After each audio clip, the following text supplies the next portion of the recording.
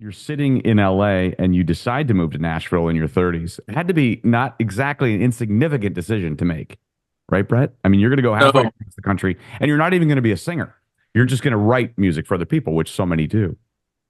yeah, God, I mean, I don't really know how to explain how it made so much perfect sense to me, but it just did.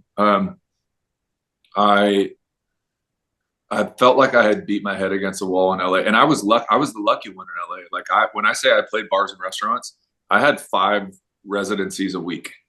I was making a really good living playing 5 nights a week. Most of my friends were hustling to sell tickets to play at these little 100-person venues. I was getting paid by the restaurant. So, but it wasn't ideal. I wasn't, anytime I tried to play one of my own songs, that was like the bathroom break or go get another drink. They wanted to hear covers. They wanted to hear songs that they knew. And so I finally just, that got old, you know? And so I met an investor who ended up being best man at my wedding. I mean, we got close really fast. One of my gigs in LA was at the Montage in Beverly Hills. It's not the Montage anymore, but he was in town from Atlanta, and he just pulled me aside. And his question was like, what does it take to like take the next step? I said, well, I need to be writing more and do less of playing other people's songs. And he goes, what does that mean? And I said, money. And he said, all right. So I ended up sitting down with him and his wife, and um, they they basically said, stop bartending during the day, keep your gigs at night, write during the day, and we'll fund it. You know, we'll pay for it. And one of the things he really wanted to do, he had a really close friend that was working at a studio, ironically, here in Nashville, that is now where I make my records with Dan Huff, who's my producer. Hmm. He was working as an engineer at that same studio. It's called Blackbird. And I'll never forget, I got this crazy invite to go to Charles Barkley's Super Bowl party in Vegas. But I had to fly out that same night. So I go to the Super Bowl party, and then I go sleep on the floor in the Vegas airport, and I fly to Nashville, and I make this record with my investor, who's, like I said, now one of my best friends. And it was that experience with the songwriters and the musicians in Nashville, just that whole culture and community that made me realize I needed to go there more. And I thought that was going to be what happened. I would just go visit. But every time I visited, I felt like I was starting over with my relationships.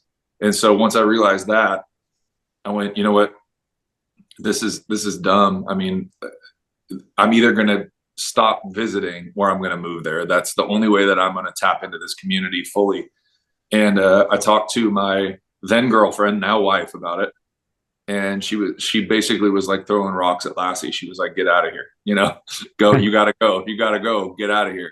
And it led to some hard times for her and I. We broke up a year after I got here, and we had 2 years apart, which I think we needed, so that was great.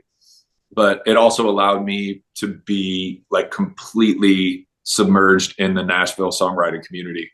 And so while I was, you know, writing these songs and singing on these demos and getting attention for being the singer on these demos, I was also really learning this community and realizing that this is where I needed to be. So you know, I always say, if you want to make God laugh, tell him your plans. You know, I had no idea it was going to go like this, but it's exactly how it was supposed to turn out. And you were signed by Big Machine Label Group in August of 15, right? And then in February of 16, you released a 6-song self-titled EP. And Sleep Without You was released as the first single from that EP in April of 16. You were on your way. Yeah, that was cool. You know, it's such a weird thing to talk about the first single, because very few people get to have their first single go to #1. So I'm really grateful to that song. But that song didn't really change anything for me. It was the second single, in case you didn't In case know, you didn't know. Yeah. off that record, that it was I would say it changed my career, but it changed my life. We just found out that that song is the 7th song ever in country music to get a Diamond Award, which means 10 times platinum. It was just, and every single summer when people start getting married again, Jeremy, sorry I didn't have that song yet for your wedding. For Jeremy's wedding. Yeah, we didn't have that one yet. But every year, like even if there's a little dip in streaming and sales, every summer that song spikes back up on the charts and everything. So that one, it changed my whole life. So Sleep Without You, I'm grateful. It's a song about my parents. My dad could never sleep when my mom was away for like a women's retreat at the church. It was really cute, I thought. And so I had an idea to write that song. And it was my first #1, so I'm grateful to that song. But In Case You Didn't Know made my whole career.